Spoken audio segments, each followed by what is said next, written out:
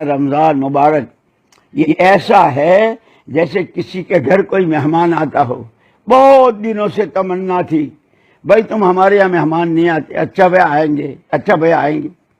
ایسے ہی ہے رمضان مبارک، سارے سال اس کا انتظار، جس کو ایک شاعر نے یوں کہا، خدا کا شکر ہے جو آرزو تھی دل میں مدت سے، خدا کا شکر ہے جو آرزو تھی دل میں مدت سے، ہوئی وہ آج خالق اکبر کی، ہوئی وہ آج پوری خالق اکبر کی قدرت سے، کہ رمضان مبارک آ گئے وہ مہمان، اور یہ مہمان کون؟ اللہ کے یہاں سے بھیجے ہوئے۔ ہمارے چینل البیانات ٹیوب آن لائن کو سبسکرائب کریں اور بیل ایکان پر کلک اور کریں۔ یہ تو سب جانتے ہیں کہ جب کوئی کسی آدمی کے گھر جاتا ہے تو گھر والا پوچھتا ہے بھائی کہاں سے آئے، کیوں آئے؟ اللہ ہمیں زبان دے رمضان مبارک سے باتیں کرنے کی۔ کہاں سے آئے؟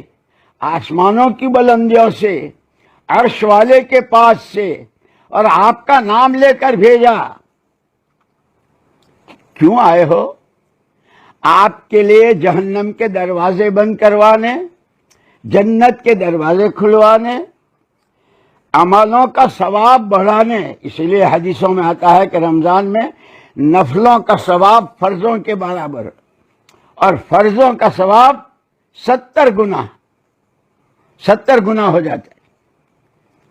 صدقہ، خیرات، کھلانا، کسی کو افطار کرانا، اور افطار کرانے کے لیے بہت ساری چیزیں نہیں، ایک کھجور کے ٹکڑے سے کسی کا روزہ افطار کرا دیا تو روزے والے کو پورے روزے کا جتنا ثواب ملے گا اس افطار کرانے والے کو بھی وہی ملے گا۔ شہری میں بھی اللہ نے برکتیں رکھی ہے۔ یہ پورا مہینہ اللہ سے تعلق بنانے کا، اپنی آخرت بنانے کا، عملوں کی پونجی تیار کرنے کا۔ جیسے بیپاری آدمی اور ہر ایک اپنی پونجی تیار کرتا ہے، بلکہ سب سے پہلے اور بنیادی چیز رمضان آیا ہی ہے تقوی دلانے کے لیے۔ کتب علیکم الصیام کما کتب علی الذین من قبلکم لعلکم تتقون۔ ایمان والو تم پر روزے فرض کیے گئے جیسے پہلوں پر تھے۔ کیوں؟ تاکہ تمہارے اندر تقوی آئے۔ تقوی کس کو کہتے ہیں؟ حضرت عمر رضی اللہ تعالیٰ عنہ نے ایک مرتبہ حضرت ابی بن کعب رضی اللہ تعالیٰ عنہ سے پوچھا، بھائی ابی، یہ قرآن میں تقوی لعلکم تتقون، اتقوا اللہ لعلکم تتقون، اتقوا اللہ، یہ تقوی ہے کیا؟ عجیب جواب دیا۔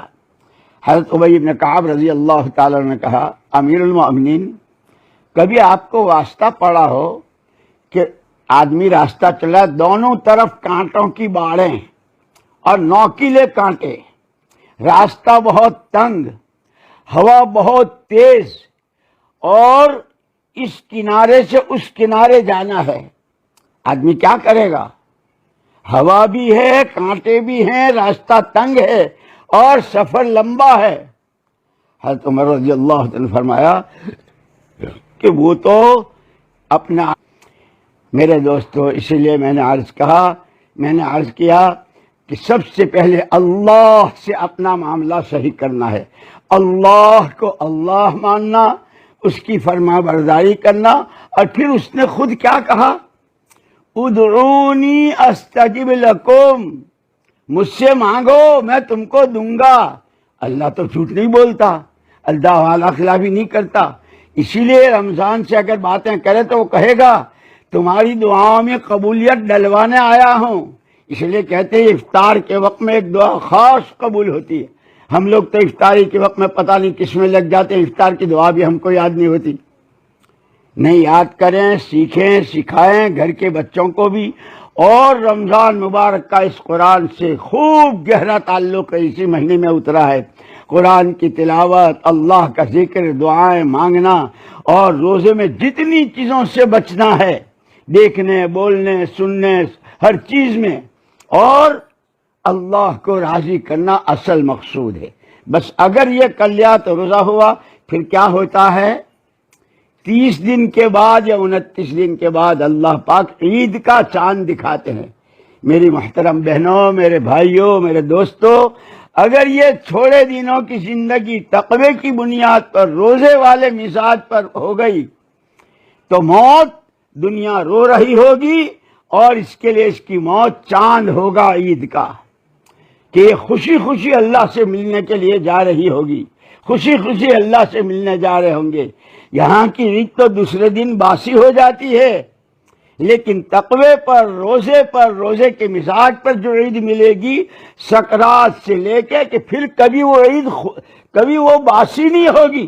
وہاں کے کھانے، وہاں کے پوشاک، وہاں کی سواریاں، اور وہاں اللہ کی زیارت۔ اللہ قرآن پڑھ کر سنائیں گے۔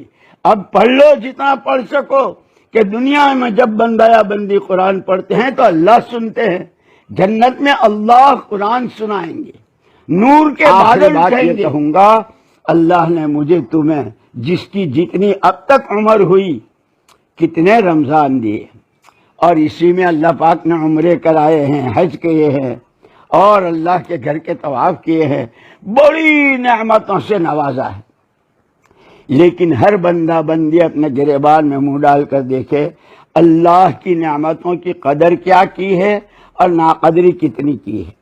اسی کی دی ہوئی جان مال سے اس کی نافرمانیاں، اس سے بڑی